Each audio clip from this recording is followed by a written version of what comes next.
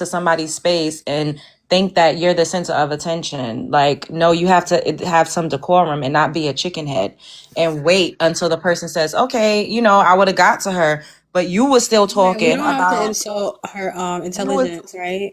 what did I call her stupid? Did I say Yeah, that was like a dumb chicken bitch? brain. Let's I not do didn't say that. chicken brain. I I said said chicken chicken head. head. See, you Chicken don't head, know. yeah, let's just, let's You just don't calm it down. understand our nuance. You don't know our vernacular. You don't get that it's a saying that you say you call somebody a chicken head when they're just like, a chicken head could be somebody tacky. A chicken. Wow, I'm not telling you what a chicken head is. No, thank you for Yeah, we don't need to that. They know explain. about wild chicken. Yeah, you know what the hell a Yeah. chicken head is. It's slang. I'm not talking about her being stupid. Like, that's not what I meant. Use that But great anyways, PWI education. Come on. yeah, like, oh, you call her chicken brain. Like, what? That sounds Oh, crazy. alright. You just wanted to be up here with me. Oh shit, her flag was Nah, a gas I wasn't stick. gonna let you troll. Nope, I wasn't wasn't even. trolling. Yeah, I you don't was talking about troll. you from Chad.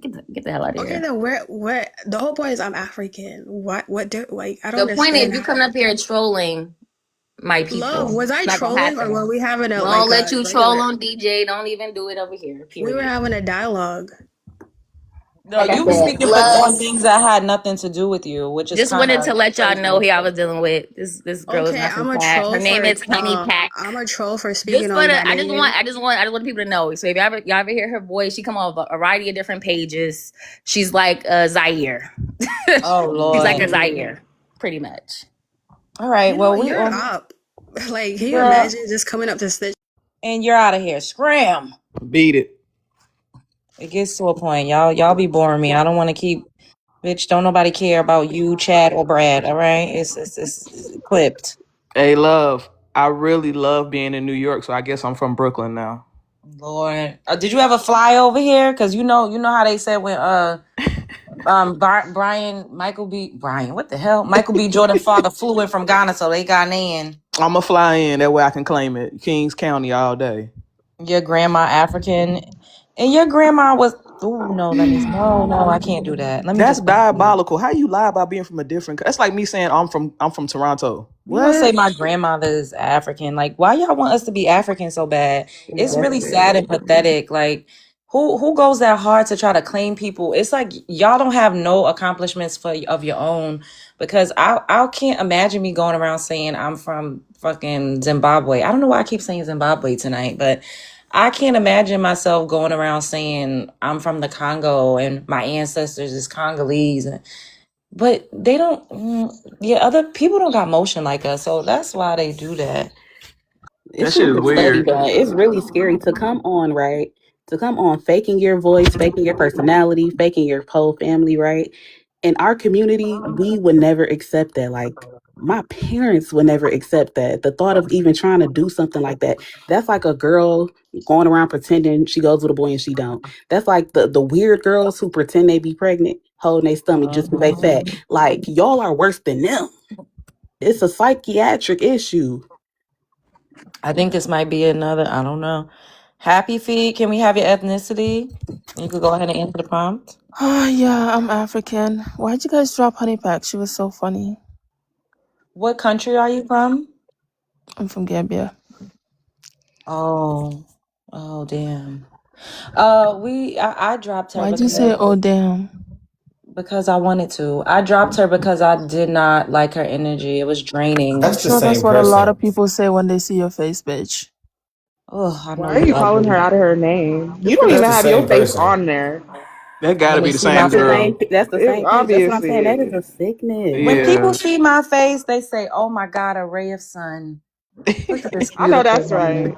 I hope you I know notice You that that's just lit too. up right. my That they're life. They really, literally say, thirsty what are you to meet buying? Can you. I pay for your groceries? Do you need anything, any type of assistance? When people see me, they say, "You're my dream girl. Dreams do come true." They don't fucking want to throw up inside, bitch. Like, come on.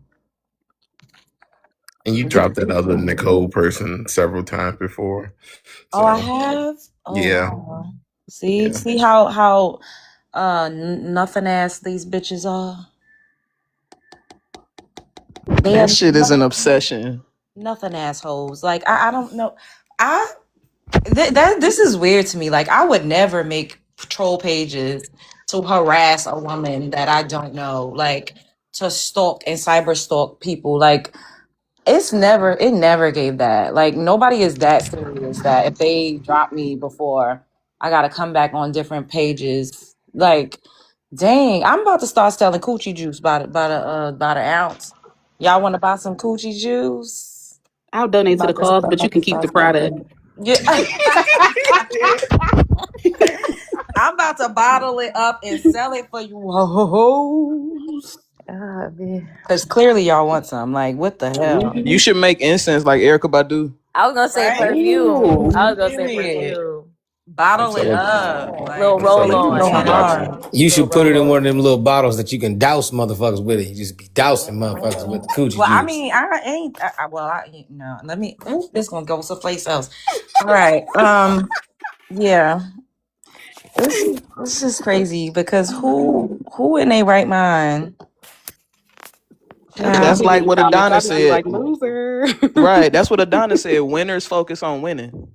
Exactly.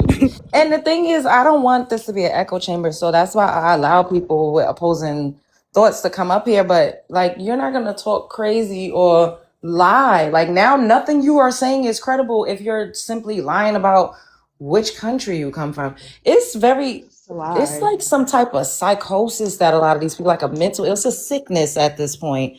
They really get up here and pretend to be us on our panels. But when we say they do it, to get through life, they say we're lying. Like, no, y'all do it on our panels.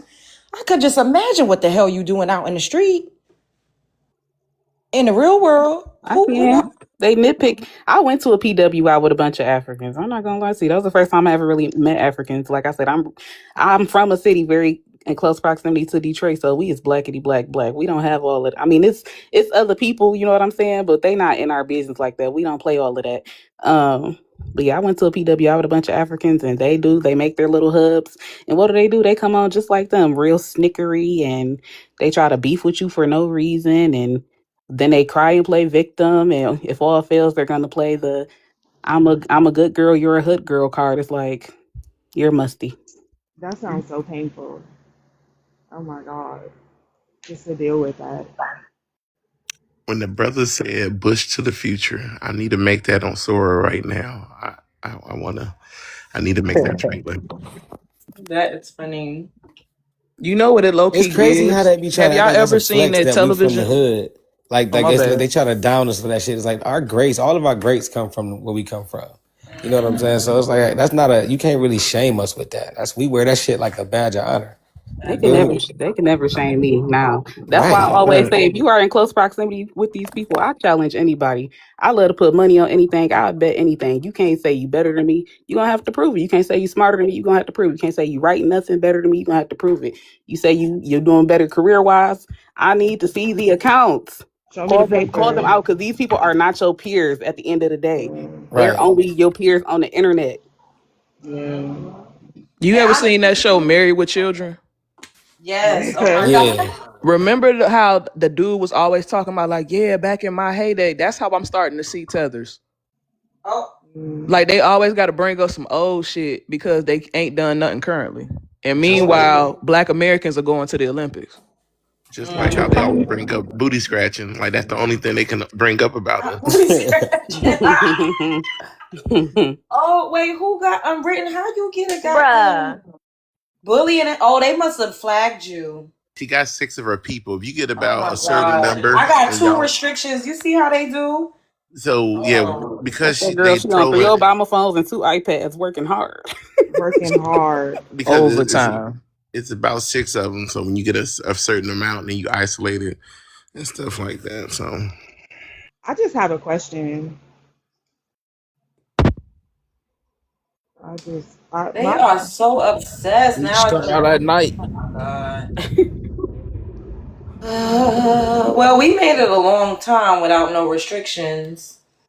Let me see what it's saying up here. So when you get restrictions, what do that do, Shouty? Yeah, that's what I was about to say. Eventually. restrictions. Oh, go ahead. With restrictions, so when you're on live, when you get a restriction, it just takes you off the FYP. So the only people who can find you are usually people who are who follow her already or who are following one of y'all that's on the panel. It doesn't become anything bad until you get too many of them, and then they That's can all. suspend you to for 3 days up to 7 days, and you usually got to appeal it to come back. Ooh, no, I love TikTok Shop. I love Exactly. TikTok That's Shop. I love why TikTok Shop. Love I to love TikTok TikTok shop. Shop. trying not to cuss and get restrictions because it adds up over time. It's kind of like when your videos, if you keep getting a strike, then they could try to ban your account. You get what I'm saying? So I'm I, like, How difficult is it to get it removed? So to get it removed, you can do two things. You don't really have to work until you start getting the strikes. Once you start getting strikes, that's when you got to look around your corner. It's the 3-strike rule. Usually strike lasts about 60 to 90 days before they remove it, or you have to go into your settings and apply or take a quiz to remove them off right away. If not that, excuse me, you can message TikTok, and they try to get with them. That's why, and I know that because I do an agency, so sometimes you have to, you send it in on their behalf, and they can look at it as well too. But when you're by yourself, you just got to keep messaging or emailing the right people at TikTok so they can try to get that stuff removed from it. But once you get 2, you definitely got to slow down because anything can pop off, and then 3 will happen. And once you're gone, it takes an act of God, or you need to go kidnap somebody's child allegedly for innocent purposes to get that stuff back. So Typing FYP really help. But they come over here to like stir up drama and then mass report and flag you. Like it's like, and they keep saying we don't do anything. What do we do? Like, bitch, y'all literally trying to, this is a source of income for me. You trying to fuck up people's bag. Like, and even y'all get gifts on here too. Like, why would you flag my stuff just because you don't agree with something that we said? Who is harassing and bullying? Like, it's just, ugh. That's the flag they put on there, harassment and bullying. Yeah. Hey, Chicago John, does putting FYP or I love TikTok shop, does that really work? So the only thing that really does work is like if you do you put things in the chat, like, but you have to put like real words and stuff. Like when what's his name? Adonis was here and he told everybody to put like cities and states. When you put real stuff in the chat, it does work. And sometimes the fruit emojis excuse me. Damn, nigga, you got the Rona? I don't know. My God. Bless you. Thank you. It does that work, but like just typing FYP or something that does not. But when you do actually, hashtags and words, because then they know everything is okay for the most part. And so what if everybody just type Love Jones right now? Would that work? Yeah, they can put Love Jones and things like that. It usually offsets it. And that's why probably, having the, that's why we do recommend people to get that, if they can, if you do the heart me or you comment or you get the likes every so often that you got to. Oh my God. Everybody in the chat, put in Dr. Love Jones. Yeah. So, and they do like that. They do like when you put in the same words sometimes with the same thing. You can tell because it usually be like an X, and then they have a number. When like if somebody say yes, and then be like X 25 yeses in the chat or something like that. So they do like that kind of stuff in there for their engagement. But really, for what they got unwritten on, it would kind of, if you said harassment, I didn't hear what she said. But if that many people reported it, then it's either it's just assuming going off the AI and stuff. He didn't say nothing that I could think of that would even constitute as that. Like it's ridiculous. The funny thing is, she said the exact same thing that the other girl said. She said, "You're not from Chad." That girl got up here and said, "You're not American. You're from Africa." She said verbatim same thing the other girl said. I'm starting to think that AI is smart, and AI know the black people because they be extra strict with us. And like I said, and I, running the agency, I do run it through people who do curse, and do those kind of things. So when I do see it, I get like clips of the videos to kind of pinpoint it more. Like we already know you can't say the R word or the M word for little people, and that will get you. That will get you without anything. But the other thing is when you are, that's why, Dr. Love Jones, when she said, don't be, cursing at people, because when you curse at them and you saying it's in a derogative, and we already in a space where we're kind of like going back and forth with individuals. So it's so easily to sound like we are attacking a group of people. And when it sounds like you're attacking a group, that's when it gets a little dicey at that point. So, so you can't curse or like. You can curse, but like if you say you silly person or you dumb person, something like that, when you actually saying that to that individual, it knows you're targeting somebody. Like when you put the 3 emojis for disgust, you can get in trouble for that on the comment section. Like if you comment that on somebody's video, they think that you calling that person disgusting or something. So when you like attacking the person, so CJ just asked, is it okay to curse in the comments? yeah, because you can't curse, they would just block it out. Nobody lost their page for what the comments said, because usually the AI, or like, it will either block it or say somebody saying something they shouldn't be saying in the comment section. It really kicks in up here when people start talking or are saying anything. That's when it goes off. Now, what the messy side used to do that I had them do, but I think they caught on. They would have some people sometimes when it gets too crazy, they would have a backup account, and their backup account would be in their boxes while they'd be muted on their main account. So if they did say something crazy, then they'd do it. But they had been catching up with that. So, Hey, Love, do you have a backup account? No, but I'm gonna make one. Yeah, you might want to get on that, Charlotte. Love, do you write? but like I said, and if anybody else out there too, I do the agency thing. I don't charge or take nothing. TikTok rewards me when people do go live and stuff, and it goes by pennies. And if people do well, then they take care of me, which allow me to take care of other people and things of that nature. I don't tell nobody what to do, no battle, no nothing like that. I just look out. Oh my God, let me get water. I'll be back. I hope you feel Speaking better, of TikTok John. shop, John, my book's supposed to be delivered tomorrow. What book you get, Charlotte? I bought John book. Oh, Yeah, you shout gotta out to put that John. book out. Okay. There's writers in the panel. Yeah, John is Chicago John. Okay. I just love reading. That's why I was asking. Yeah, Love, you said something poetic as hell, but I'm drunk and I forgot. Oh. I forgot what you said. I was like, damn, that shit was beautiful. Yeah, she says so many great things, even on her videos. Oh my God. I said she a Yeah. poet. Yeah. Ooh. I'm trying not to be like, I've been getting better because on my YT, my red app, y'all know, YouTube, child, the way I used to be going off on people was diabolical. Yeah, they circulating your old videos. I saw one of your old videos on my FYP earlier. What? It was from like 2024. Oh, are you serious? What was it about? Basically, I didn't click the comment that made you stitch it, but you had to stitch this comment. I think you was talking to some Hispanic lady. You was like, did I have to mention y'all? You see how I don't have to mention y'all when I say I'm a beautiful black woman? I am just a beautiful black woman. I didn't say I'm a beautiful black woman and them Cubans ain't nothing. I just said I'm a beautiful black woman, and here you go, it's centering yourself. I said, oh, I ain't heard that accent like that.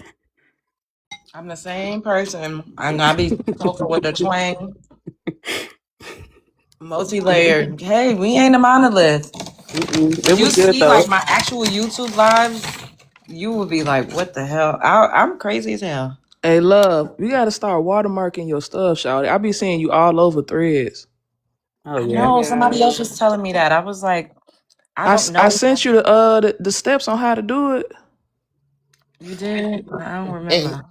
also too, if you are gonna, you can automatically have that on your YouTube where it automatically watermarks it, and on TikTok you can put in one of the stickers right before you upload your video, and it can have a little watermark down in the corner. Um, I do know that sometimes what they do now, though, I think I may have seen your old video where they starting to cut out black women, and then they'll just overlay them over the thing that she's talking about. So it's like if Dr. Jones talking about something that just happened in Nigeria, they would cut her out and then put her and have the footage from playing in the background and make it look like it's Yeah. her. I've seen like 2 or 3 pages that has every single last one of my videos, and I'm like, how is this? I've reported it.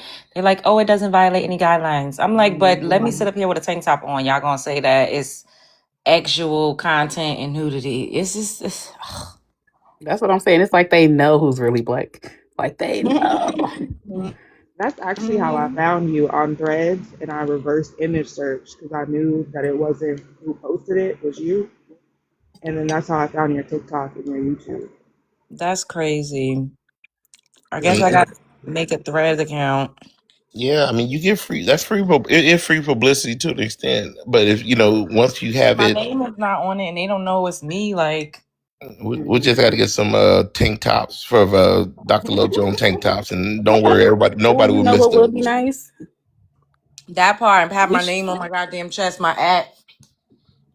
no, you need a. You know what would be nice and was real quick and easy for you to get? You should get a mug. How you be sitting on live? Get a mug with your name on it.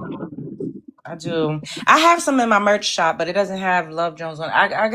I'm gonna get on it because I'm tired, y'all. Like, everybody and their mother be reposting me. I'm like, how I don't have 1 million followers yet? What is going on here? Because they all everywhere else. Exactly. Like, No, what the sorry. hell? Should we let another person come up? Absolutely. You're gonna yell at us. Yeah, why Go not? ahead. I'm about to drop. My baby done woke up acting up. Oh, okay. My other Bye. baby. But nice meeting y'all, though. I appreciate Congratulations. y'all. Likewise. All right, Take care, gang. good father. He was funny too. Hmm. The personality. I tried to press somebody. I don't know what happened.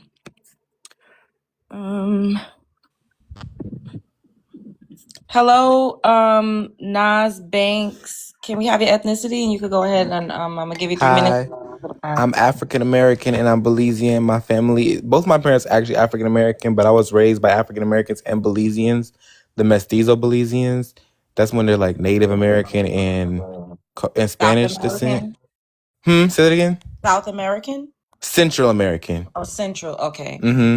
They're of Spanish and Mayan descent, but I do think they do be coming over here in line with white supremacy. Okay. Because I feel like a lot of people, they come to America and they have this mindset that they want to align with white supremacy for the sake of like, and I don't know why. I feel like a lot of people who migrate here, and it's not even about Jamaicans or any other type of black people, but I'm like, why y'all come to America and then y'all don't even deal with y'all own groups of people? Because Belize is Central American. But why do y'all move that way? Like, y'all move here, y'all want to learn the language, y'all want to date people that's not in your culture. What's like that's aligning with white supremacy.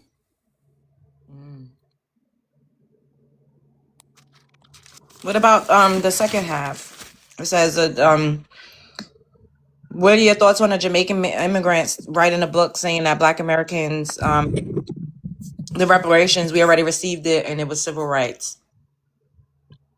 I think that's ridiculous. I do too. And it's no shade to Jamaican Americans because it's like that's ridiculous. The same way that we deserve we deserve reparations just as much as they deserve reparations because they deserve their reparations from Britain. Haiti deserves their reparations from France. Africans deserve their reparations from France. Black Americans deserve their reparations from the white America, England, wherever the fuck. Maybe even even Ireland. Jamaica need their reparations from Ireland too. We all deserve our reparations. I agree. Throw Paris in there too. Babes, France, France, definitely, France. Yeah, definitely. throw them in Babe, there. don't get me started on Congo needing their reparations from fucking the Dutch and French. It's crazy because you can literally name and pinpoint where all of these countries should get their reparations from, yet everybody's so focused on the United States of America. And what we're getting. It's very aggravating. Like, why y'all not going to the people who literally colonized y'all? Y'all coming over here trying to usurp resources. I feel that way too. I feel that way too. I feel like why would if you were Jamaican and you have such a problem with being, is there a way you could take my timer off? Because I'm a yap, no shade. You don't have to if you don't want to, but I feel like you Jamaican, why you leave Jamaica to come to the United States if you don't want to assimilate culturally to the black people and you're worried about your culture being washed out of your bloodline? What? We both not supposed to be over on this side of the world. Wait, who? Black people. Nah, We both I'm supposed to black. be We here. both speak English, and we ain't supposed to be over here. We supposed to be in Africa. No, I'm not supposed to be in Africa. If you don't think so, I don't care. I mean, that's up to you. Yeah, no, I don't. I'm not a bushmeat person. You real? That's okay. Yeah, but we all have our different lineages and different things that we believe about our origin story. And I think that I ain't got nothing else to say. I really don't feel like they should be worried about our reparations. And I agree with you about them coming over here and undermining us and basically being used by white supremacy. Y'all have a good night. Good Say something. night. Good night. Like, That was a little awkward. Was It started good.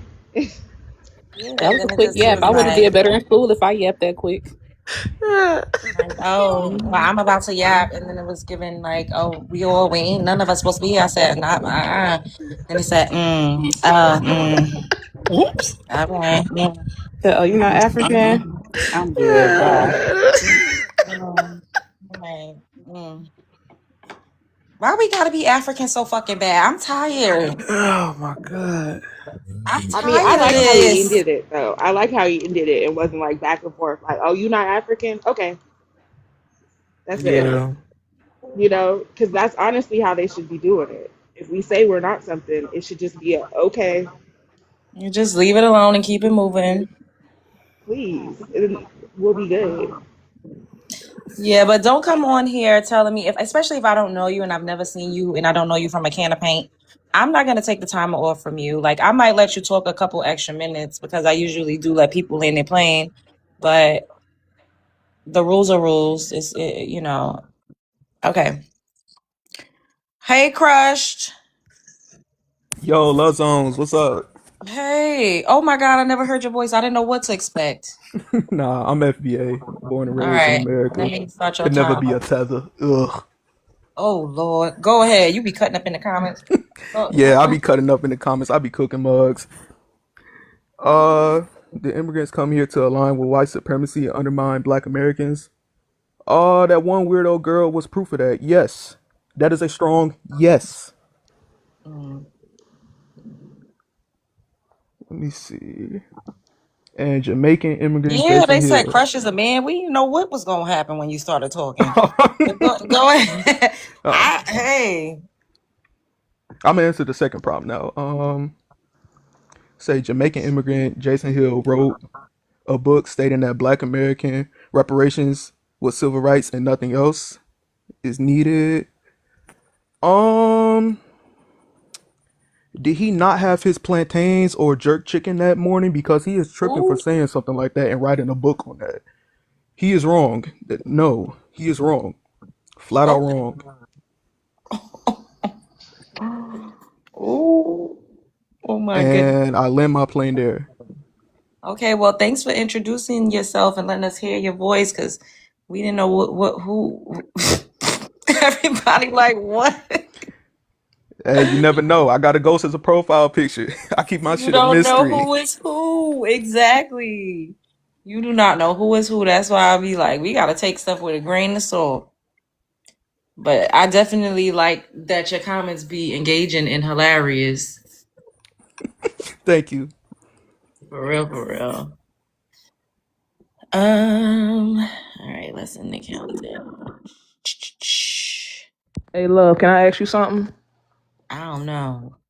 Damn, that's how you gonna do me? What you gonna ask me? That's fucked up, bro. Not going. Because whenever people say, let me ask you something, or we need to talk, it be some shit. Go Damn, bro, ahead. why you do me like that? Go ahead. Hey. I was about to ask you, what do you think utopia, what does reparations look like? Us getting our land back. And you know what I would like is for a lot of us to get our land back and it already have businesses on it so that they could pay us rent and owe us back taxes. Because a lot of us would get land and wouldn't know what to do with it. So if there were already establishments like McDonald's, Chick-fil-A, Starbucks, a mall, a laundromat, all types of businesses on it. Like, I think that would be lit. And then everybody owes us money. Like, also, a lot of the businesses that got built up off of our labor, our ancestors' labor, would have to pay us back pay. Cause we didn't been really pouring into this country and into this economy forever. Also, I want some money too. Like, cut us a check. Even if we get it monthly. Like, you know how when you hit the lotto and they say you could get a lump sum or you could get this X amount monthly? Cut us a monthly check. Free healthcare. Clear everybody's debt. Like, what else do I think? I don't know. What you think? You gonna think I'm crazy, but you already I do. already do. Exactly. Tax free. I think we should get half the country. I think everything that's south and east of Route 66, because Route 66 pretty much splits the country in half. And we would get pretty much all the tourist places. Like we would get half of Chicago, we would get all of New York, we would get pretty much the whole South, and we would get everything south of LA. And if they want to do Coachella, they got to pay us the black delegation of tax. They want to do South by Southwest, they got to do, like, all of those festivals are usually down south. So it's like, if since y'all so scared of black people, y'all take y'all ass to Montana and we get the rest of the country. That would be fire, but you know they can't leave us alone. That's one of another reason why we had to integrate, because they wouldn't stay out of our neighborhoods. They would not stay out of our business. Yeah, that's true. Well, I no, think we this need- time, no, we would. My bad. Go ahead, Chicago. Whoever that was. No, finish, land your plane. Darn, you could go after her. I feel like we I don't know, maybe I'm just being idealistic, but I feel like we a little more organized, and there's no shade to the previous generation because they just didn't know. But I feel like we a little more organized and we a lot less trusting to the pale faces. So it's like, yeah, and I forgot who said it the other day, but he was like, yeah, we got a lot of YNs, you know what I'm saying? And we can just get them militarized, or we can turn them into a militia. I really think we would be okay if we were to get everything east and south of Route 66. Wow, somebody said, African said, how is it your ancestors' labor if you're not African descent? I ain't gonna say what I want to say. Say it. We already got a restriction. Fuck you, bitch ass nigga. Oh, Facts. oh my God. Oh, I wasn't expecting that. Lord have mercy. Wow. Jesus Christ. I told you, don't let me off the leash. Oh God. Don't get it twisted. I got a country accent, boy, but I was born in They Chicago. said I'm with all that insults shit. mean low intelligence. No, actually, if you know how to cuss and you have good rebuttals, that's a sign of high It intelligence. means you don't wash your ass. Right, hoe ass nigga. And was that not insulting? It's contradictory. Puss ass nigga. Come on top of the panel if you want to talk all that shit. Let your nuts hang, hoe ass nigga. Oh, all right. Don't cuss too much. I don't want you to get flagged. God damn. She even got the cussing good. Hold on. I know. She cussed real good. Real good. I don't understand why Africans are hell bent on destiny swapping and stealing our ancestral history. It's scary. Like, I really think that these people, we need a restraining order or something. Like, it's given, arrest these people, because why y'all trying to co-opt our identity? I literally was just talking about things that was happening in the 60s, in the 50s, and the 40s. Like, y'all continental Africans y'all are not the people that was here. Nobody knew y'all existed. I think they are so confused. Nobody knew that y'all existed when they started talking about this was African, that was African. Nobody in the 20s knew y'all existed. We was over here with a renaissance, and y'all was over there. Like, if we look at pictures of us in the 20s versus y'all in the 20s, come on now. What? No, like, seriously, what were y'all doing in 1920 versus what we was doing in 1920? Yeah, we come from you. Like, the math don't math. At the end of the day, a lot of the natural resources are not just only in Africa. Y'all lie. It's all a lie. Y'all had some real good PR as far as natural resources go, but y'all do not have all of the natural resources in the world. The Americas have mostly all of the water, all of the natural springs. The Amazon rainforest has more water than almost the whole goddamn continent over there. We have Great Lakes. We have a lot of vegetation. A lot of the countries over there is desert land. Like, that's why, like, not even trying to be funny, like, a lot of y'all, I don't want to say it, It's our but fault. It's our fault. All of those were American movies. for real, you're right. We did it. We were their good PR. It is so funny because Yep. even the African clothes that they sell and they're so proud of and blah blah blah. That was black people's style. Y'all was not dressing like that. That was not inspired by No. y'all. We took those colors and we made that trend popular. Hmm. That's a fact. It's crazy, y'all. Cause why is it like damn, like why we don't? I honestly feel like life started in America, bro. Like, we got too many natural resources. It's way more fruitful. This soil is way more fruitful over here. Like, we have more water. Water is literally the source of life. Like, Mm-hmm. how the hell y'all can't even y'all like it doesn't, none of it adds up. I'm sorry, none of it. If they were And the We just source, why do they keep export it coming over from here. here? Somebody said, do I feel is a factual? No, it's a fact that the Americas have more water than the continent of Africa. Go and look it up. It's a fact. I'm not, it's not about how I feel. didn't they say And you the Grand cannot Canyon was prove, fresh water too? hella, what you said, boo? Well, I What you said, said? didn't they say that the Grand Canyon was made from fresh water to a fresh water Hello, source? hello. And at the end of the day, they cannot prove without a shadow of a doubt that all life started in Africa. Nobody could really prove that. There's so many primary resources that show that there was life here tens and thirties of thousands of years ago in the Americas. But they stifle that information because they want us to continue to believe the lie so that they could misplace us and keep us looking over there when we really need to be looking here. And if it was so rich in all of these minerals, why Oh, they why not everybody there. trying to come here? Why are you Like, here? You know, We I really probably think a lot of wouldn't that know was also a who knows diversion. somebody. They put that on the Americans.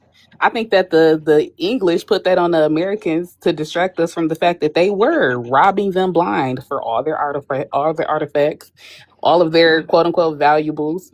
So I think they participated in that too. They wanted And to put it on us to make us think we was African as a distraction. and still mhm. do. And that's the thing. They don't even revolt against the British, stuff like that. You look at the British and they still getting away with unalive with them. Even to the way the kingdoms are, the hierarchy and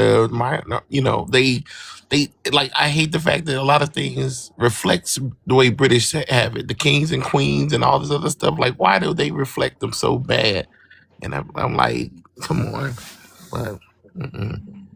Someone said they come in here because they let white Americans colonize them. But why didn't white Americans want to go colonize and stay there the way they wanted to come and stay here? It's because we had food. We had natural resources that they were not able to find over there by the droves. Use your noggin. Like, we got to stop thinking about life in mythological fairy tales and bubblegum and lollipops. Like, be logical. Facts, love. They come over here built like Jack Skeleton, looking like Gaunty Ho, starving Oh, on they oh, ass. They had nothing. Lord have mercy. That's a fact though, because one thing you can't wish is for a crop to stick. And our crops over here is good. You can drive through state after state after state of good land. Someone said, have you been to Africa? Nobody said that all of Africa was barren, but I Just don't need know to go over there to be able to read a book or to look at videos or to see how many Africans run out and how many millions of Africans leave there. If some place is the motherland, if some place is fruitful and abundant, then everybody and their mother wouldn't be trying to go somewhere else. There wouldn't be so much famine and dis-ease. Like it's just, we just gotta use common sense. Like, You know something else that struck me as odd? How is it that all of the animals that they depict in Egypt are all mostly native to North America? horses, elephants, camels. Even the Egyptian gods, like that one god, what's his name? I think it's Set. His head is a dog's head. That dog is in Mexico. Yeah, Anubis, thank you. That dog is in Mexico. It's called the Zolo hairless Mexican dog. And then you got the eagle for horse and all of that. Those animals are not in Egypt. That's a red flag. Hmm. This But guy the gonna say, "Oh, thing, it's famine here too." It is not the same, and you know it. It is not the same as it is in Africa. And you know, even that Caribbean, that's a part of the Americas. You could go and pick fruit from the trees out there. If we didn't have so many regulations and if we wasn't dealing with so much corporate greed, then literally there would be they stopped planting the female trees because they didn't want us to be able to pick an apple from the tree. Like in my neighborhood, there's a tree where apples grow and they literally just fall all over the ground. And we're so programmed that nobody will ever touch that and eat that. You get what I'm saying? But imagine if they actually allowed us to have access to how fertile this land is and planted female trees instead of planting dead trees, male trees. Not, oh my God, sorry, I'm not calling them chap. In Africa, I've seen videos of children out there picking rice up off the floor with dirt in it because they don't have and I saw nobody's that. out there regulating the vegetation the way that we are regulated here. The same as in the Caribbean, nobody regulates it like that. So they could literally just go outside and pick it. If it was that fertile and in the land, the soil could produce like that, it wouldn't be that much starvation out there. I like. And you will never see a black community in famine. You might have seen maybe one child in one house who was going through something, but you should have reported that because we take good care of our children. There's no communities in the United States in famine. I would bet money on that. 83% of us is above the poverty line. It's like facts. You ain't never seen us pale face like the damn exorcists begging for Oh, money on TV for Jesus Christ. 25 cents a day for 25 years. Or dancing in front of huts that they Not don't for live in no 25 more. years.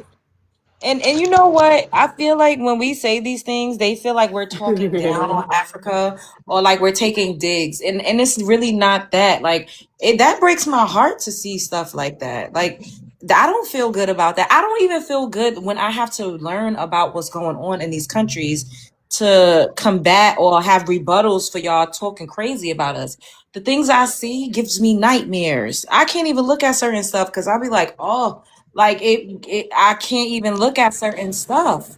So to know that a lot of you all come from those places and then you get this weird, arrogant, demonic type of spirit that attaches to some of you all, and you kind of try to push that energy off on us that welcomed you with open arms. I just don't understand it. Like for the life of me, I'd be like, what is this? Like I would, what if I came from a place like that? I would be so gracious, so grateful, and so kind. And the thing is, y'all are like that, but only to the pale faced people. Y'all see us and feel like we're competition or somebody you gotta take, like a target you need to eliminate.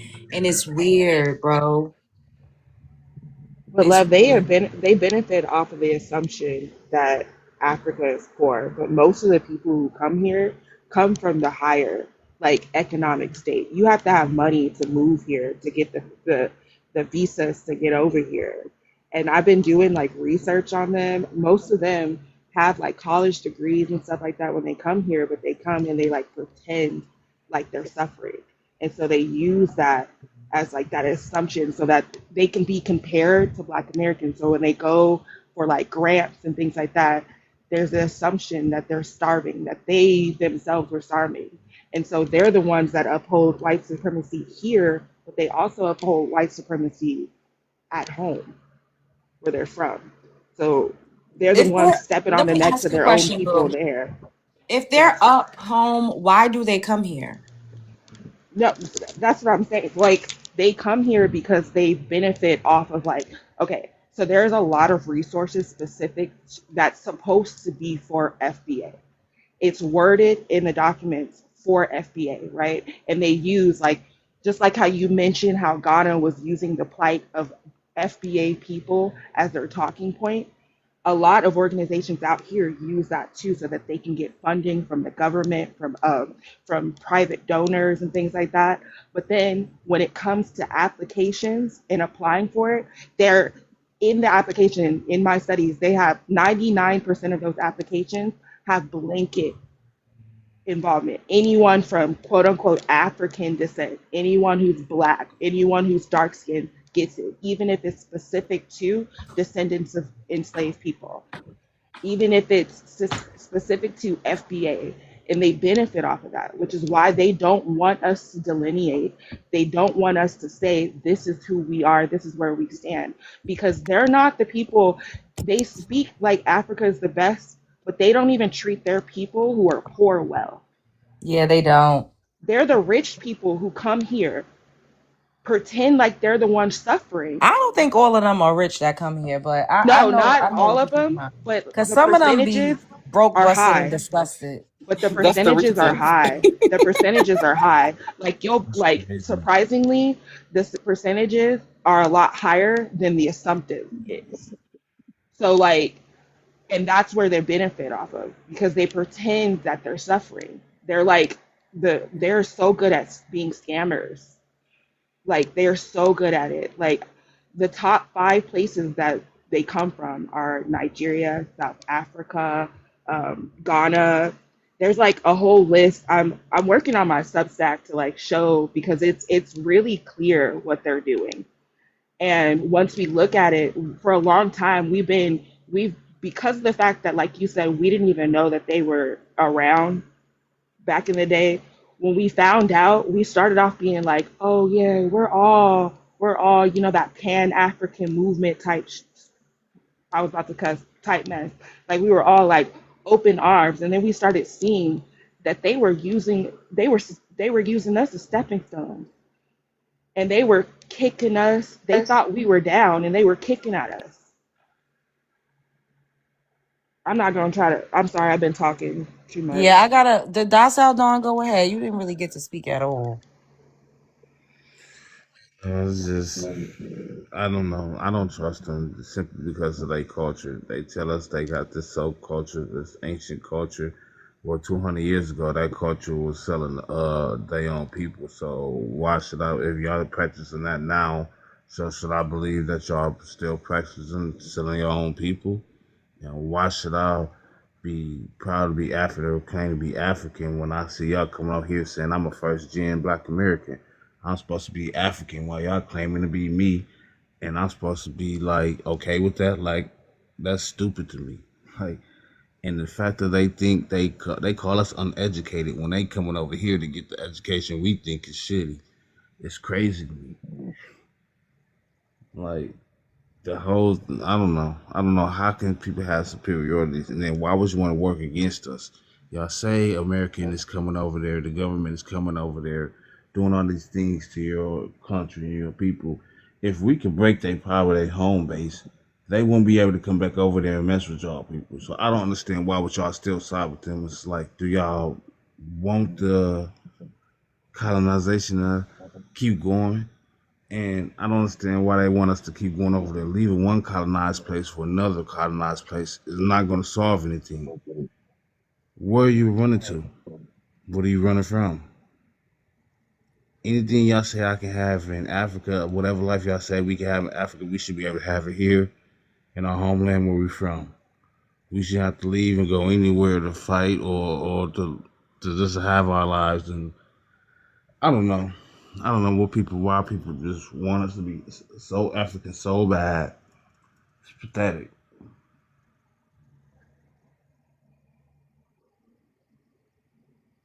Now All land my right. plane with that. Okay. No. Hey. Hey, everybody. Well, I mean, you got to look at how we used to do when we was younger. You know, if we had a kid that grew up with us and they got famous, we swear by God they our cousins. So you got to look at that. They see all that we've done and they want to be a part of it. But my problem with them, first of all, is too many countries, it's too many people, and the nerve of them to think that 46 million people should provide for them. You know, they have it twisted. That's terrible. That is, I think, the smallest country. I can't even remember, but I did. One country only have 41 million people there, I believe. But the nerve of them, they have too many wicked traditions, like that Azoro festival. That was the worst festival in history, and then have a nerve to talk about it. And I was on a live last night. I was arguing with a man who still wants that festival to continue. Talking What? about the women are told not to come outside after a certain time. So what if you got to go get your baby some milk? Or what if you need something to eat because maybe your husband didn't bring home the food on time. I don't know. It could be anything. But That's they have too many outrageous. wicked traditions. Like when they sit there and they dismember those what are those people? Those I can't remember. I'm getting old, y'all. I'm almost 60, so I'm forgetful. Like when they dismember those not the light, the real light people with the blonde hair. I forgot what they called. The ones that don't, they have like a deficiency in. Albino? Yeah, like you're right, albino. Thank you. My husband in the background talk about albino. But listen, so yeah, they use those kids as in witchcraft. I mean, their little witch rituals. They have too many rituals, and not like I told them before, and I meant what I said. You have so many gods on your continent. Who is running the continent? And then I wanted to address the sister that said the rich come here. Those rich Africans never come here. They may come here to visit, but they don't come. They don't leave their country because they have a number one ranking in what happens in the country. And what's pitiful is we have 25 Black Americans who have contributed hundreds of dollars to these people. They're never grateful. It's too many people. How can you be grateful if Jay-Z went over there and gave one village water?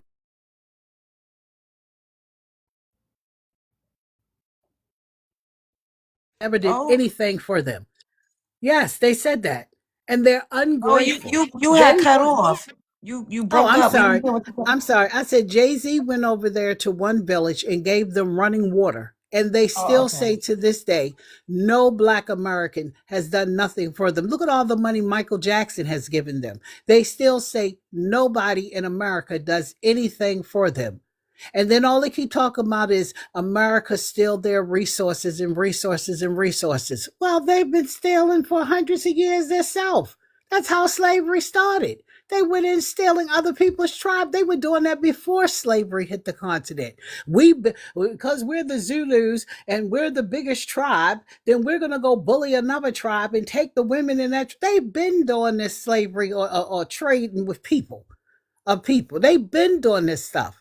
And I just find them repulsive. I'm sick of them people. And, I really want them out. When we do get our land back, let's not let them come to our land. I'm sorry. We're going to have a no-fly zone, no visit zone, no contact zone, don't call, don't write, don't text, don't bother us. These people get on my damn nerves. So that's all I wanted to say. Okay.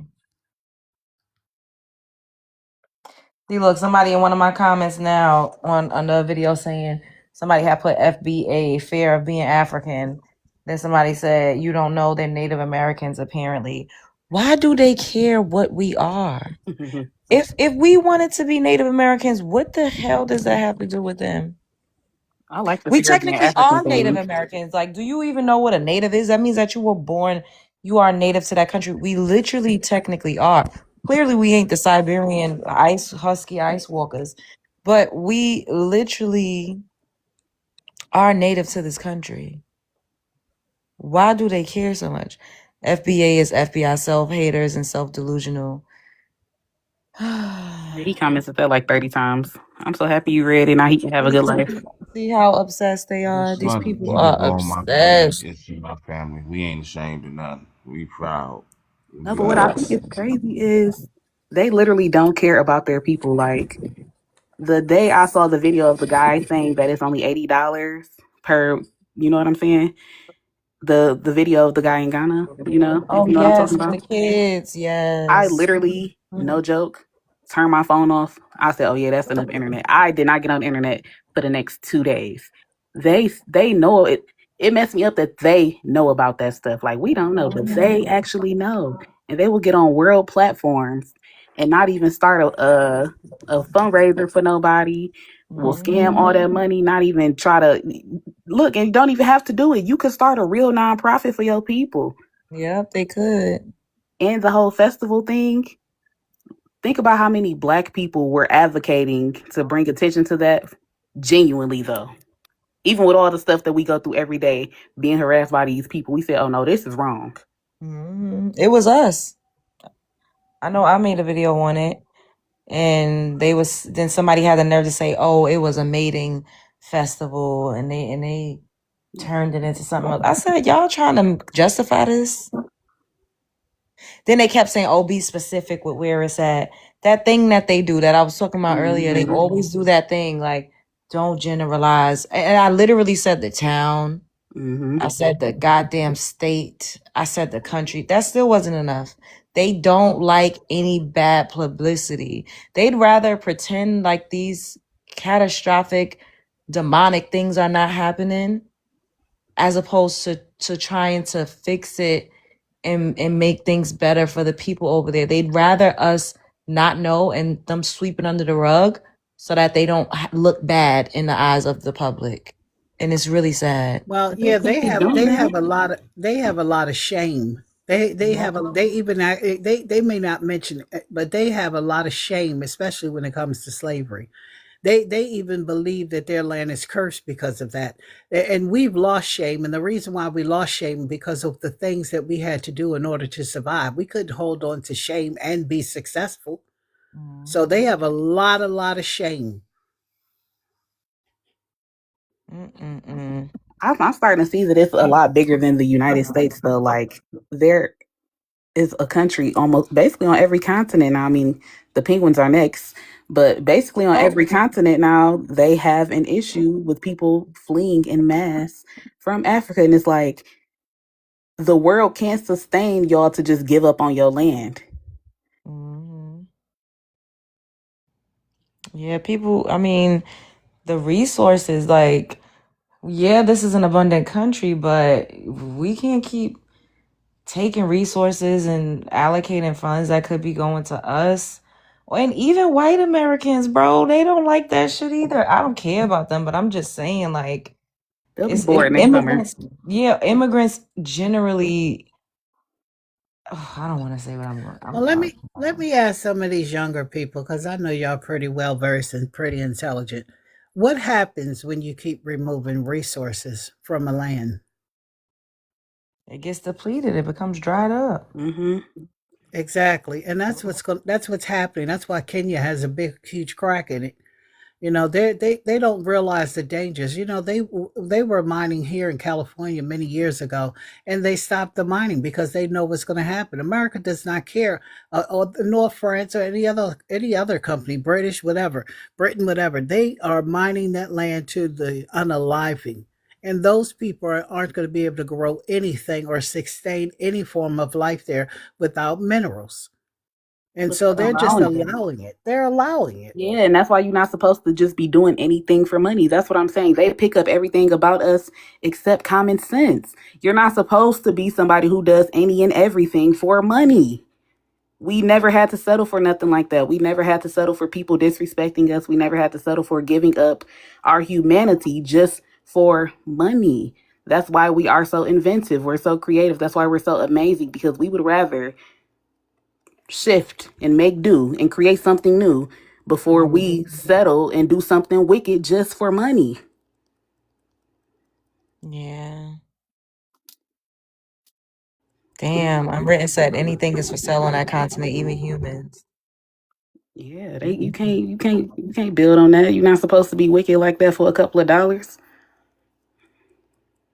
I just realized something. If civil rights was our reparations, then that means the immigration bill was their reparations. So they don't deserve it neither. The PPP was for sure. Oh, not the PPP. You heard about that girl that got like 37 million and she got low and went to Jamaica? What? Yeah. Look it up. That is funny. Was she Jamaican? You know she was. Did they ever catch her? Hell no. That is funny. Yeah, they allow corruption on a mass scale in other countries. Well, I mean, apparently it was going on here too until the new person in office got up in there. Oh yeah, what? Look at all those people in Minnesota. All those Somalians stole all that money. That's crazy. If they had never did that for waste, fraud, and abuse, they probably wouldn't have found it for years. You know what's crazy? Even crazier is that they think we're dumb because we don't commit fraud like them. Yeah, it's like it's called having ethics, and I think that's the main thing. They keep trying to make it seem like they need to take their driver's license test and a bunch of other stuff. You know what I'm saying? I think for any profession, if you come over to America, make them do a test on the core values. These people don't have none of that in them. They need to memorize and take those like personality tests on the core values. America profits from them too because when they work, they get their taxes, and most of those people they don't even stay long enough to even get retirement. So they get over in them as well, and they don't even know it. Well, they've shown that they will make them buckle, and make them actually be good people. They're gonna listen to They're gonna listen to the white tees regardless. Make them listen and be good people. Reform them into actual good citizens. Well, that's why we can't unify with them because the people who we, historically dislike, they love. They worship. That is true. Yes. It's How do we get everybody else on code though? Like that's the issue I have when I'm trying to like speak to my friends. Like these niggas can't wait to run to go get Gucci and Louis Vuitton and all this stuff as soon as they get a check. And these people are racist. So how do we get people to see the power in group economics and actually stand on code? Tell your friends the true historic the true reason, the true story behind name brand.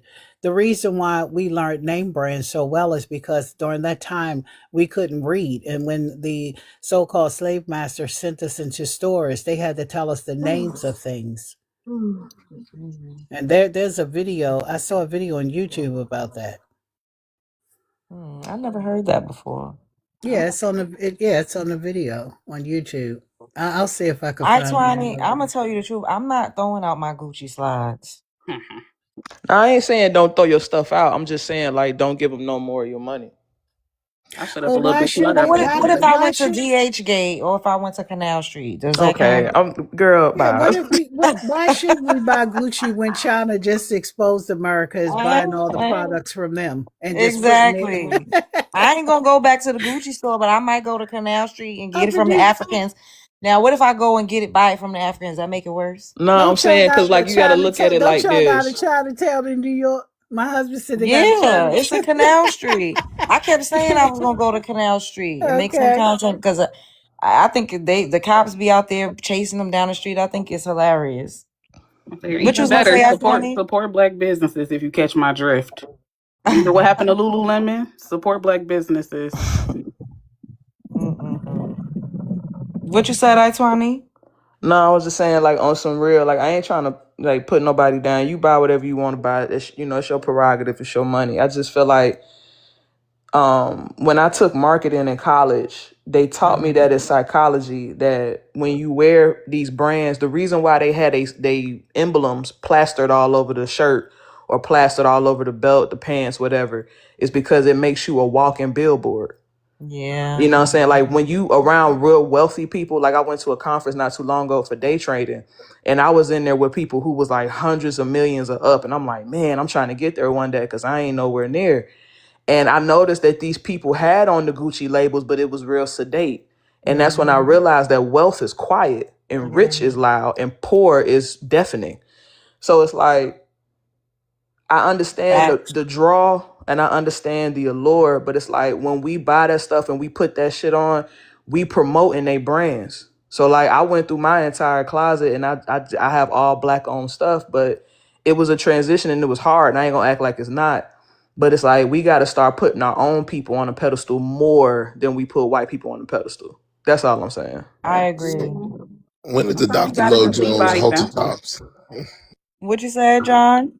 I was saying when the Dr. Love Jones halter top. I know you do sell some shirts on your platform. So is it just as good as a Gucci purse? Can I wear it out? I don't know if it's for your body type because it's Oh, okay. the tank top. But I have t-shirts, not a halter top though. But you could definitely do the t-shirts. The halter tops is for me type. I think author. Well, there was a guy when I used to chat on Yahoo Messenger. I don't know if y'all remember that. Everything that a person would say in the chat room, he turned it into a t-shirt. So, Yeah. you could make your own private label and sell your own clothes. Put your name on it. Some of y'all have some unique names. Put your name on the clothes. Yeah. I need to update my merchandise shop. Speaking of. I just remember like when Beyonce popped out with the Brooklyn Birkin by Telfar.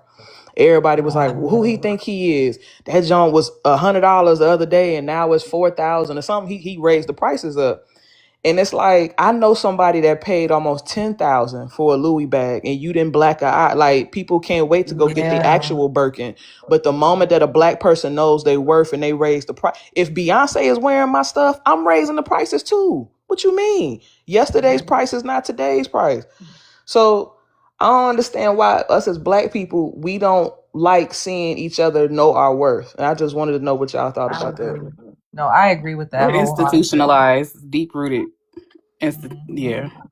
That's why I say I feel like sometimes you got to just lead by example, and people will catch on eventually because you really don't know who is watching you. Like you could just be so focused on making somebody see your vision, and you got a whole other crowd of people that's seeing it just begging you for the next steps. You know what I'm saying? I had to learn that the hard way. I took my cousin somewhere one time to one of like a conference, right? But I was being paid to be there by my job. We was taking a class to kind of switch into commercial real estate, which is so funny that God kept saying we got to go to Ghana to do that, right? So I was being paid for the class, so she got the same voucher that I got, right? This class is like $5,000. Halfway through the class, she write on the paper. She said, "Oh yeah, I see you thinking big, but I ain't that big," and she leave. Well, let's face facts. Michael Kors, he makes pocketbooks for the rich, but he doesn't make pocketbooks for middle class and poor people. The machine does. So it's a great big difference. You're not getting firsthand quality, true brand pocketbooks. We can't afford them. Who can afford to pay $20,000 for a Gucci bag? So we're getting machine made stuff while they're getting elaborate, special, soft leather, Italian leather, and wherever they get their stuff from. It's not the same product. I mean, it's just like when you look at diamonds, the flawless diamonds are the most expensive ones. Most poor people, middle class and poor people, have to get near clear or milky type diamonds. And you know what else really grinds my gears? And I don't mean no disrespect to him because I used to love him when I was little, but Jay-Z makes my asshole itch because he will get in business with somebody or like he'll hype up a brand that he's part owner and then he'll secretly sell his shares. Like I just found out he doesn't own Tidal anymore. It's And like, bro, Barclays. Did he do that with Barclays? yeah, he did it with the Barclays. He did it with Tidal. He did it with a couple of brands. And it's The like, liquor too. Was it Ace of Spades or what was that brand? yeah, he owned, I think it's Duce he got rid of, but I think he still has Ace of Spades. But either way, like it's like, bro, stop making us support this brand because you're not even announcing when you're no longer part of the situation and we still giving money to these white people. At some point, you got to hold on to some of these businesses so you can pass them down to Blue and Sir and whatever the other Roomy. Like, there's a reason why Hennessy is Hennessy. Their family still owns a piece of the company. So yeah, they might have sold some shares off, but he literally will sell everything to his whole ownership and then move around. And then the black community is thinking that they still supporting him the whole time that you not. That's another issue that we got. It's too many figureheads that's willing to sell out. Well, Jay-Z, but isn't he Dominican? Everybody takes advantage of the poor. I mean, you have to look at any rich artist now doing rap music saying anything about the hood. It's fraud. How can you tell me about the hood when you up there living in Beverly Hills somewhere? Everybody take advantages of the poor. And that's a smart move by Jay-Z because, and the reason why I say that, look at the shame that he's facing now. Then you might stop buying his stuff. So get the money, get in, get out. And that's a D man's, that's a D man, if you know what I'm saying, a D boy's policy. Make the money and get out the game. Yeah, you right. That bread, get that head, then leave. And then leave. That's some cold shit, man. That shit is cold blooded. So you dropping a line? Well, he Drop a line? told you he's not a business, he's a business man. I feel that. I'm so tired of the OJ Simpsons. Oh, Lord. It's like black people get in a position of power and they forget they black. But then what we do when we get the Tyler Perry's, because we made him into a billionaire too. And I think sometimes we say that he's not doing enough for us, but then he does certain things, but he's just not doing enough. So either we got the Jay-Z's on one side and then we got the Perry's on the other. Is there a middle person? But can those people really do anything for us? Be honest. Be honest with yourself. They're controlled. They're puppets for the industry. Can they really do anything for us? If the whole system is set up against us, why do you think they would be allowed to help us? You It's right, Auntie. unfortunate. Those people do a lot of stuff that you would never do in order to gain those funds. They Yeah. do a lot of wicked stuff that you would never do. You got to remember who owns the industries. The small hats. Mm-hmm. But who runs the small hats? Jesus told us they're the synagogue of who? Yeah, you right. Mm-hmm. Love, when you blow up, you gonna hold it down, bro. Hell no. No, I'm Oh. And I ain't even mad at you for that. I ain't even nah. mad. At Honesty least is you the kept it best real. policy. I'm gonna keep being myself. That's it. I'm gonna keep being me. So I you don't gotta expect you to, honey. I really, as a black woman, I do not expect you to hold nobody down but yourself. You know why? Because it Damn. took you too long to get up there. And so you want to spend the next 20 years, 30 years enjoying it to yourself. I get it. So I wish all of you well. I do. But I think that happiness, money don't make you happy. Happiness has to come from within. So, I remember being a single mom in my younger days. I was a single mother, and I was just grateful to God that I had food on my table and a roof over my head. I'm the richest I've ever been in my entire life now, but it took me many years to get here. But I tell you what, when I was poor, I didn't have worries. I have more worries since I've had more money. Yeah. They say so more money, more problems. Exactly. so if I got 30% of bushmeat of business financials with you, then you gotta let me know when you sell the bushmeat financials because I'm an angel Look, look, investor. look, look, you made me think about something, brother. What if we buy a bush meat market and put it over in Africa? Oh my We gonna get God. rich. Lord have mercy. We gonna get look. All we gotta do is pay them to go get the bush meat, right? Put it in the store. We clean it up, put it in the stores. We gonna make a lot of money. Let's make a FUBU for bushmeat, like a FUBU bushmeat for you, by you, or something like that. Shit, y'all gonna give them the Y'all money and then we playing. gonna come back. Look, y'all playing, but one of those countries are trying to streamline a dog, or at least they were. Less than 10 years ago, we're trying to streamline the dog factory because it was so popular and they wanted people to consume it safely. Wow. You know what? That's why they have Ebola. Eating Oh. eating those animals. Seriously, it is. Look at the cause of Ebola. That's what. But I'm just saying. If Africa was smart, I thought about this right one night. I was laying here asleep, half sleep, and I thought about this. If Africa had allowed us only to buy gold and minerals from them, we could be the ones selling it to you know who. We would all be rich, but they want to keep the information to the South. So that's why they're suffering. Yeah, they don't want us to do better than them. That's why there's so much resentment, and that's why they got to keep attaching themselves and making it seem like we're their children, so that it won't sting as much at how successful we've become over here. Well, I think at some point we're just going to start ignoring them. I mean, they make good topics, and I understand the hosts have to make their money, and it's a part of that. But at some point, we're just going to totally cut them off. They're not even going to be significant to us anymore. This is like what we call a fad. You know, You think everybody so? we just gonna get You think over they it. just gonna go away? Oh I think hell that, no. well, listen, what I do know, and you may have noticed this yourself, Love Jones, is this. We were all Africans until the U.S. until the U.S. told them no. Now we're all FBA. Until the U.S. So I wasn't African. I No, no, never put no, no, myself no, there. no. I said no. Okay, look, I'm from What you Baltimore. I got mean? that You mean country. I got like that country grammar. What I was oh saying was before before the Ghanaian president went to the UN, they were all saying we were African.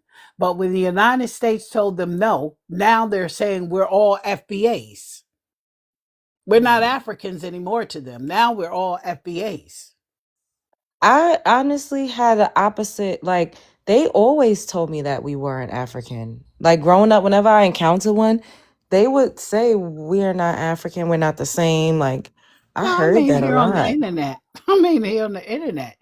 They were coming in the rooms. You're African. You're African. Now I could look Yeah. at Oh, your they picture. still doing that. They was just doing that just now.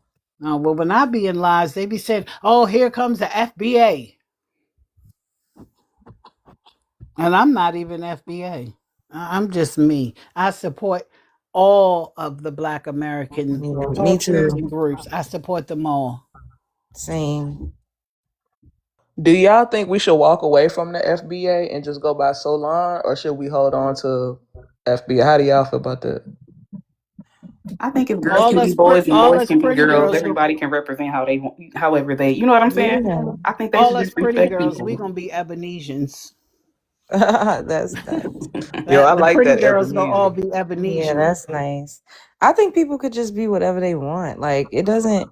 That's why I always be like, why do people get mad at FBA so much when it's literally just another term for Black Americans without an immigrant background?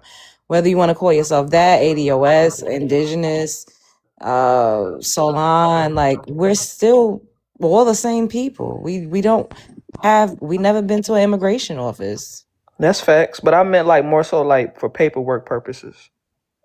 for paperwork. Yeah. Honestly, I don't know.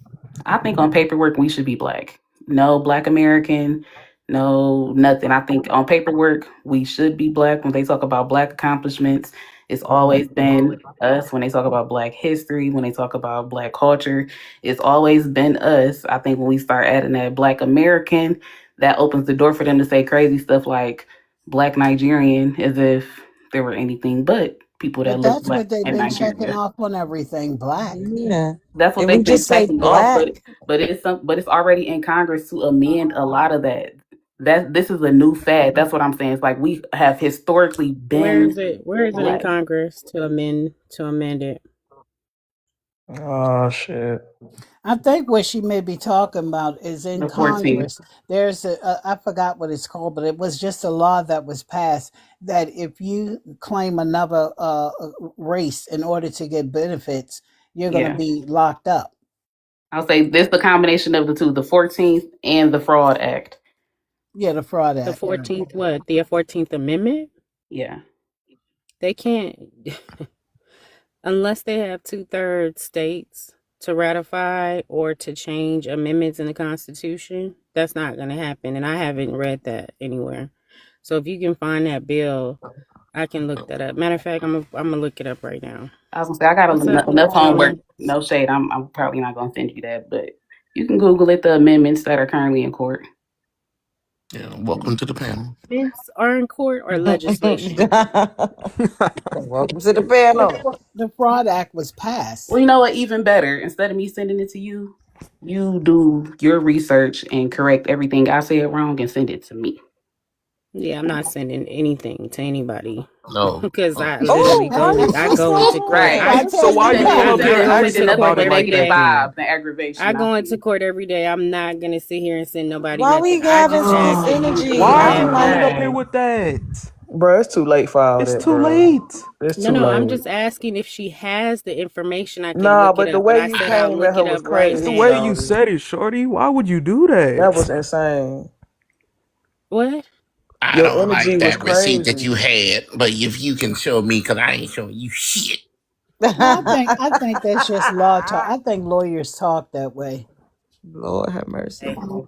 That's an aggressive ass lawyer. For Yeah. real. I Yes, hope she all want your to people That's get win all what those you off. want in cases. court, ain't it? I know she That winning don't all her public you defender want? cases. lawyer. Don't you want an aggressive ass lawyer in court? That Judge Judy lawyer right there. Not needlessly I aggressive. told you my client didn't do it. People who focus on minute points, they don't really win a lot of cases. They get distracted. Lord No, have but I mercy. just asked where it was at. Which no, state did no, they you didn't. have You was the? like, "What No, you you mean?" didn't. I Don't don't come up like here and that. lie. No, you didn't. Shawty, your Y'all be energy was y'all be too crazy. emotional for me. It's just Okay, well, You it's thank calling you. us Emotional. emotional, but you came up here saying, I'm not gonna be looking it I up. just asked where did she read it? That's it. You're in court That's it. every day. Go find the docket. And It's she for gave you an defamation. answer. It's not a docket. That's what I'm saying. You're saying that something is an amendment that is up for debate. Have you ever heard of Which Google? legislation, which state brought it up? Talk about Baby killing girl, you folks. ever ain't your elders ain't never told you to speak when you come into a room? I said hello. I said, Um hey, Love Jones.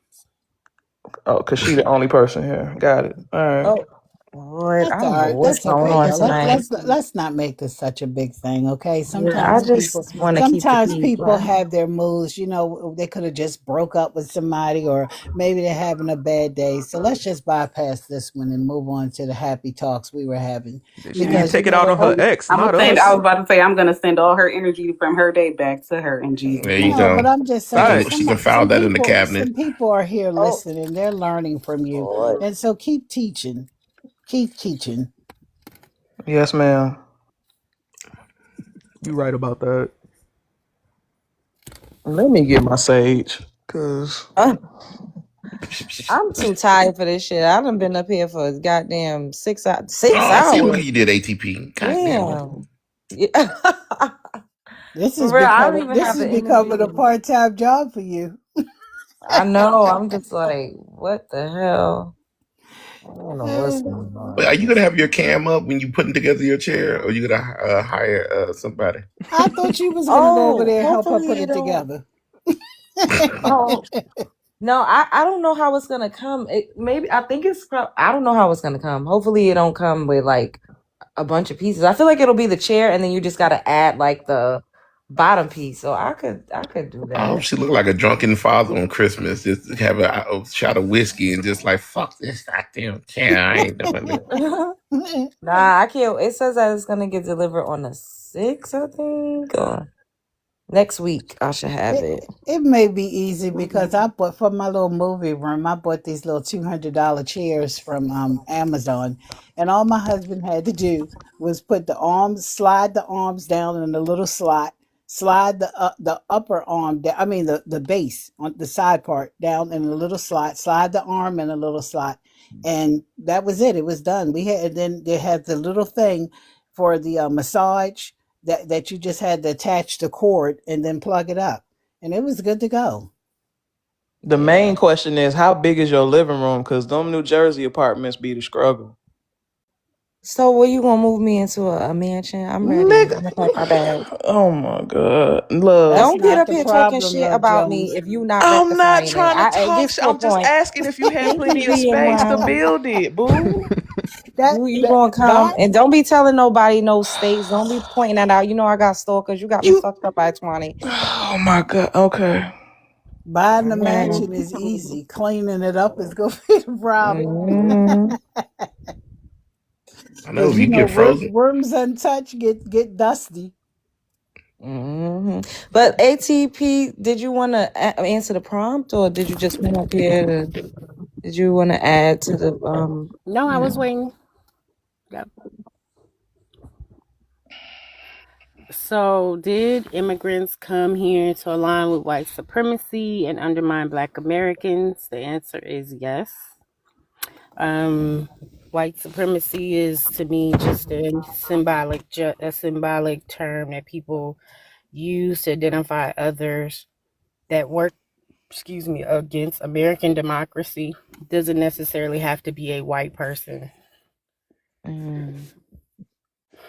Jamaican immigrants Jason Hill wrote a book stating that Black Americans' reparation with civil rights and nothing else is needed. I guess it's like everybody. Everybody got opinions of something, but it doesn't make it true. Yeah, I can't believe he wrote a So book. I'm glad he just wrote a book and he's not in positions of power or authority. So his books can stay on the shelf. But the ideology can be damaging because you get people who, I hear a lot of people, I heard you guys discussion earlier, and folks was talking about paperwork, but paperwork means nothing if you don't go get your seal. It means nothing if you don't go file your declaration, if you're not actually taking it to legislation and legislators in the judicial system. I think immigrants want us to be in this tug of war with them because of the erasure and the destiny swapping. So, they can't benefit off of the lineal ties. So the best thing that they could do is utilize social media to just try to say, oh, well, when I walk down the street, if a police pull me over, they're going to say I'm Black, just like you. Like, lineage is not about skin complexion. It is it is the family heritages of people who have a history and a story here in the United States, right? And wherever that stretches, that's wherever it stretches. Wherever your family's lineal tie goes, that's where it goes, and you should actually honor every part of it. So that's why I don't get into the tug of wars between the indigenous or the people who are like, we didn't come on ships and all this other stuff. There are a lot of people that do research of documentation and things Why that is it that? there's a woman who actually is trying to put together a dive team. I don't know if she finally did, because they're supposed to be going diving to look at actually some ships or wreckages that couldn't be pulled up from sea to answer the questions for people who be like, hey, we ain't got no ships and this, that, and the third. So I always say that all things are relevant.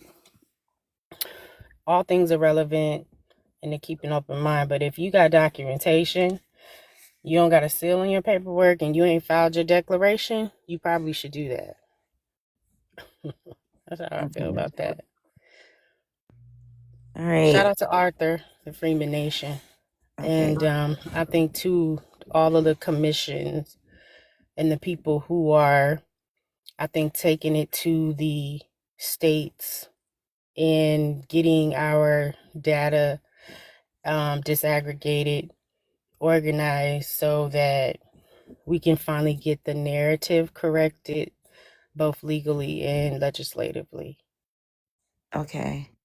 Hello, Faith. You are the last person because I'm getting up out of here. I've been on here for 6 hours, but I'm gonna let you come up and you could answer the prompt, and then I'm gonna do final thoughts.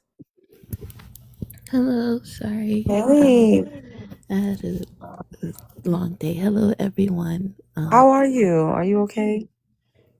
I'll talk about it in the Discord. It's Okay. not great news. I don't want to bum anybody out tonight. Okay. Good evening or good night, everyone. What was the question? Sorry. Oh, it says, can you see it? Because it's cut off on my phone. It says the immigrants come here to align with white supremacy and undermine Black Americans. Then the second part says a Jamaican immigrant by the name of Jason Hill wrote a book stating that Black Americans' reparations was civil rights and nothing else was needed. And what's your thoughts? Like, he basically saying we don't need reparations because we got it with the Civil Rights Act. No, y'all didn't. At least I don't think so. Um, for context, I'm nationally, I was born here. Excuse me, born in Florida. Ethnically, I'm Haitian, but I don't align with that because Black Americans never got their reparations, and you guys are still suffering from slavery even to this day. It's just labeled differently. Um, Unfortunately, with the immigrants, though, like the overall mindset is like it's jumbled up, right? Because I'm not going to sit here and like excuse everybody and be like, oh, not all of them have white supremacist mindsets, but unfortunately, like there's a lot of Caribbeans who do have that white supremacy mindset, and they are very much like coons in our own culture. But it's because of like the same way how could I put it? Like how you're meant physically and like mentally brainwashed into these ideologies. So like how even my experience here, right? You get brainwashed into thinking like, oh, if I abandon my culture and try to be more pleasing to the white people, then I'll get more opportunities, I'll get more this. So it's that lie, that white supremacy lie, that has penetrated so deep, and to the point now like people don't want to do the knowledge to figure out where this mindset comes from, where does this ideology come from, because at the end of the day it's all white supremacy, just hitting differently, if I'm making sense. So like for at least the Black American experience, please correct me if I'm wrong, the white supremacy mindset is like, oh, you know, Black people are ghetto, they don't work, they don't do this, they don't do that. And it gets fed to us so much that some people believe that it's facts instead of doing the actual work to realize like, no, this is just the white people trying to diminish Black people once again, because they do it across the diaspora. And if the diaspora can understand that, then maybe we can actually make an effort and make changes and having healthy conversations and acknowledging like, hey, the shit you said is out of pocket, disrespectful, this and that and the third, and it's not based in truth, but it's rather based in white supremacy and their ideology and how they're hell-bent set on separating us because they can their survival is based on our division as a collective. So I feel like the white supremacy mindset has been fed and repeated in the other diaspora so much that it becomes like their ideology, unfortunately. And it's like if you actually take 2 seconds to just compare the two, you'll realize it's the same shit in a different light. You know what I'm saying? Like the same white supremacy that is run rampant for Black Americans and y'all experience is the same white supremacy that is experienced within the other parts of that diaspora. But they've been gaslit and brainwashed so much that they are more comfortable abandoning culture and what we know, what we know to be truth, to assimilate to whiteness. Why? I don't know. I truly think it's more of a money issue that I feel like people are so quick to side with white supremacy, especially like you've been told your whole life, abandon your culture and we can give you the life that you need to provide for your family and provide for this and provide for that. So that's how I've been seeing it. But if people honestly just take the time to actually do the knowledge, it you will understand at the end of the day is white people that's pulling the strings and fucking shit up as per usual. So I have to ask you, first of all, Faith is a moderator on my YouTube channel. So y'all be nice in the chat. And everybody's going through personal things in their lives that you don't know. So why do you think like some immigrants, because you said that it's like basically all rooted in white supremacy, which clearly, people want to be closer to whiteness. So I get that. But why is it that like even in some of their homelands, and I'm not just talking about Caribbeans, like Africans, Latinos, everybody that's an immigrant, they have slurs for us. They have like they do like in some South American countries they do blackface. So in their own countries they do things where white people aren't even predominantly there to look down on even the black natives that's in their countries. They have these caste systems with colorism and all of these other things. Like, why do you think that is if white people aren't even predominantly in those societies? I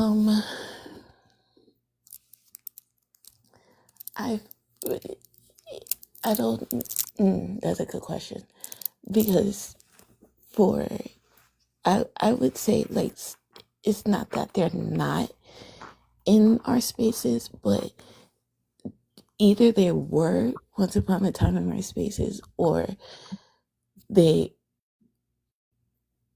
was at that space at one point, even though they're not there physically, the ideology and the mindset has already been implanted and thus now being repetitive throughout the years. So for me, I'm not sure because at how I see it, I wouldn't want to abandon my culture to okay, let me gather my thoughts. Okay, because I can only speak for like where I come from in my people's history, and each people's history is different, especially their relationship to colonization when they were colonized, because there's a lot of parts of the diaspora as well that's still under colonization.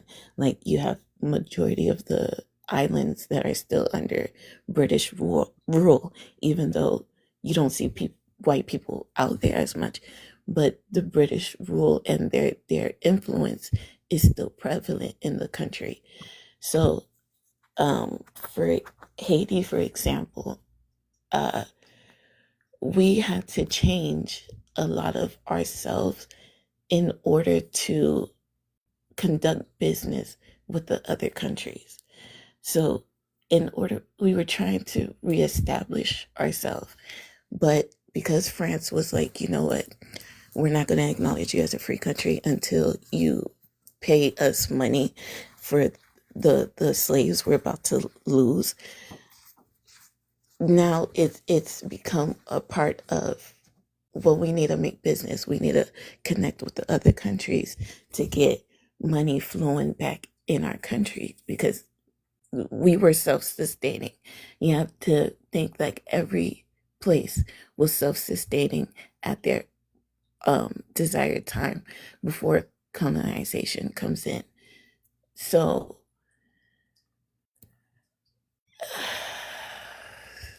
it's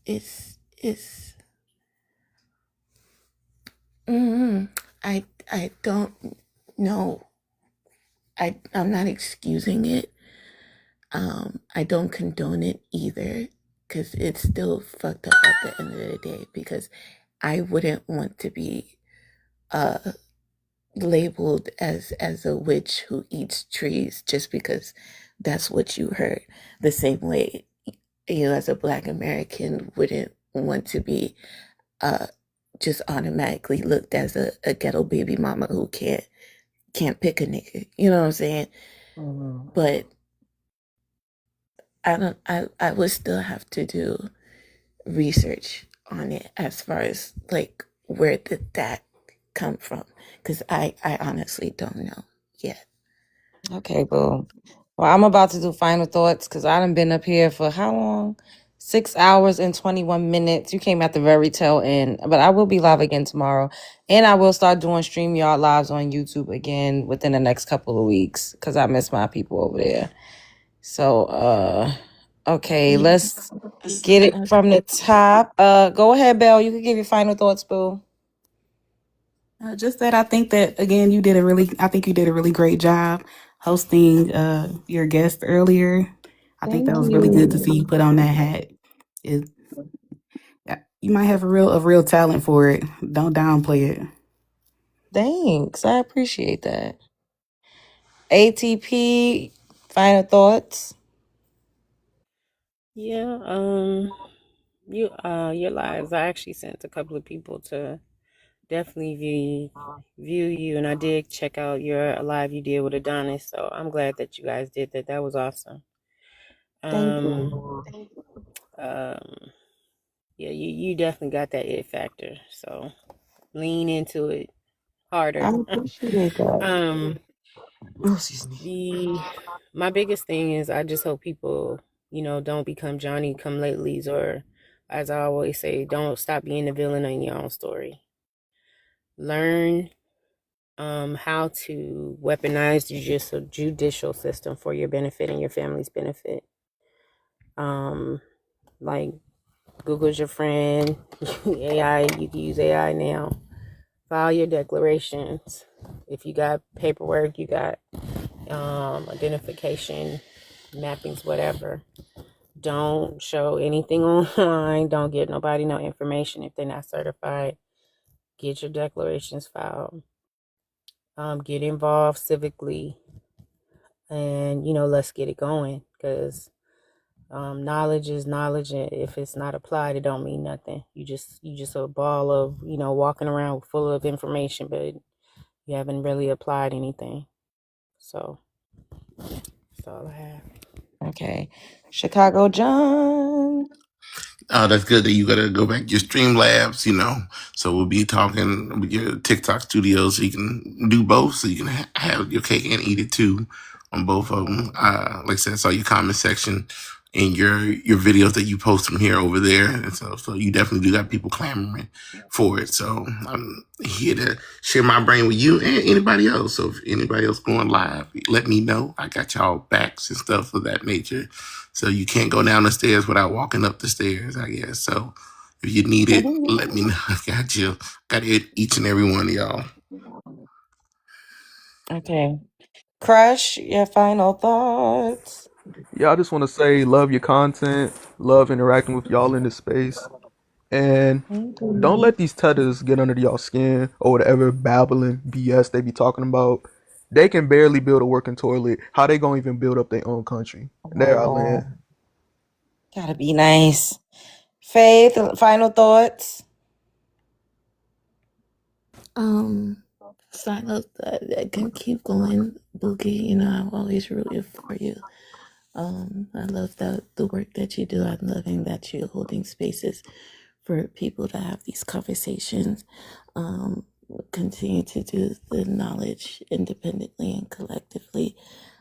Don't let white supremacy win and ignorance win either, because unfortunately, ignorance is one of the big drivers behind us not being able to communicate properly, right? Because people don't want to do their research, and everybody's coming up hurt with their own very much valid emotions. As a girl that was born here, I will never invalidate the Black Americans' experience. I will never invalidate the shit y'all have to go through. Your ancestors' blood was shed to build this country. Point blank, period. Ain't no ifs or buts around it. You do have culture. You do need job reparations. Been overdue. So don't think just because 1% of the diaspora is ignorant and don't want to do the knowledge that they speak for the entire diaspora. Yeah, that's my thoughts. Excuse me also if I wasn't clear in the things that I was saying. Like I said, I'm medicated, so I'm trying to get my thoughts together.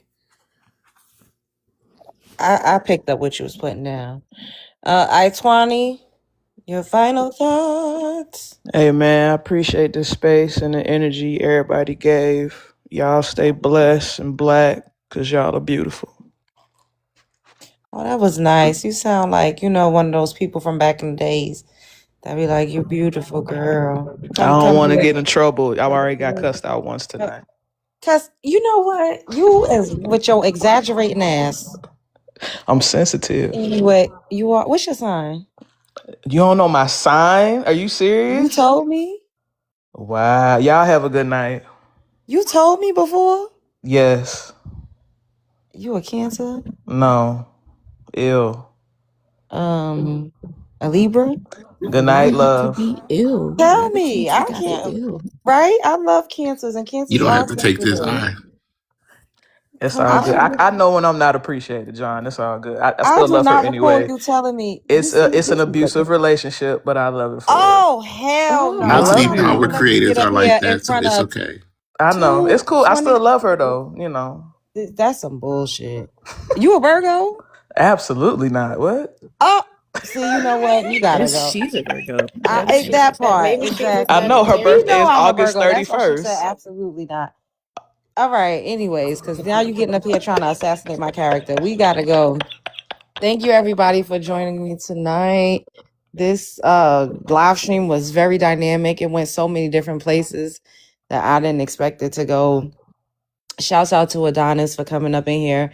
Like for real, he has not been on a panel with people.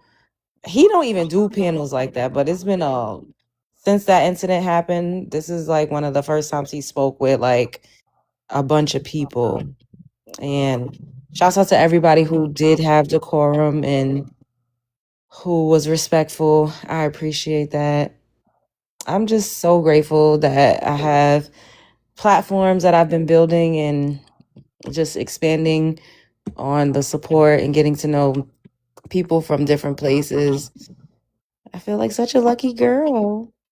I have a YouTube family and now I've established a TikTok family. And follow me on YouTube if you're not. It's The Love Jones Show. Life is a movie, you're starring in it. The world is a stage. You're at the center. Thank you, ATP. Yes, thank you everybody for the gifts. Thank you everybody that liked the live. Thank you guys for interacting in the chat, like for sharing it. It all matters. Thank you. The Follow me if you're not link in my following bio. me. Oh, shit. Ooh. Follow it. You all right? I'm a, Wait. no. Chicago John, you done gave her that shit. I Oh sure did. God damn, boy. You That got nigga got baby the You lines. You Rona. go. got baby lines. no, I was talking to feel like it. You know how when you, I don't know. That's Something so went down your weird. throat? You know what? Pause. Wait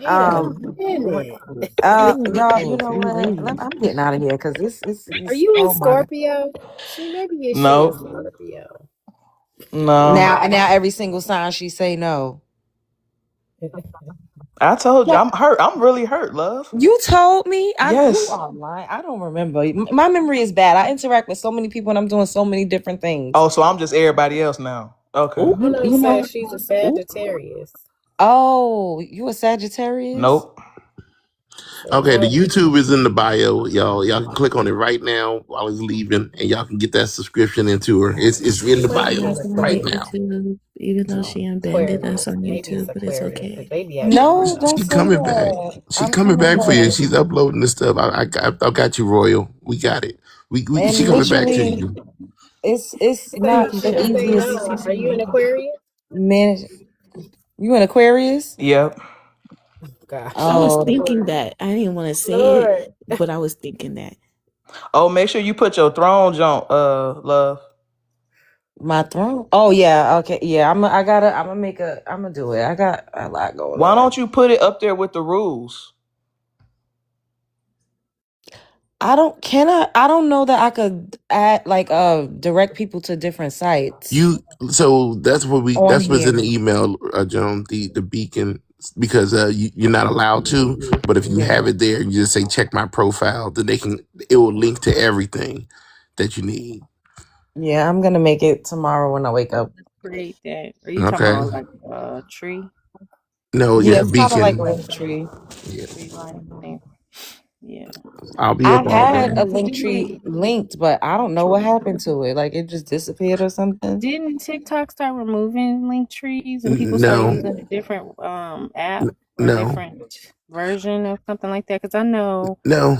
Like, Canva has a version of a No, link tree as well. mine yeah, was like in there, and then it just wasn't in the bio anymore. the thing Yeah, I is, they just saw. removed the like some of the YouTube stuff for certain people at certain levels and stuff. But you can just, like I said, you can use a Beacon or Linktree. I like Beacon because it look nicer. I mean, Linktree is good if you're a retired stripper, but no hate to strippers out Oh, there. you know what? Oh, My But picture on retired Linktree stripper. definitely Wait mm, a gives stripper minute. vibes. I know I've seen a lot, dated a lot of them. So Oh my. Oh, you Okay. know what? It's a lot of judgment going on. I'm leaving. Okay. Spread love is the Brooklyn way. Spread love is the Brooklyn way. I'll see you guys tomorrow. Well, technically today, but y'all picking up and down. That part. Bye. Good night. Good night.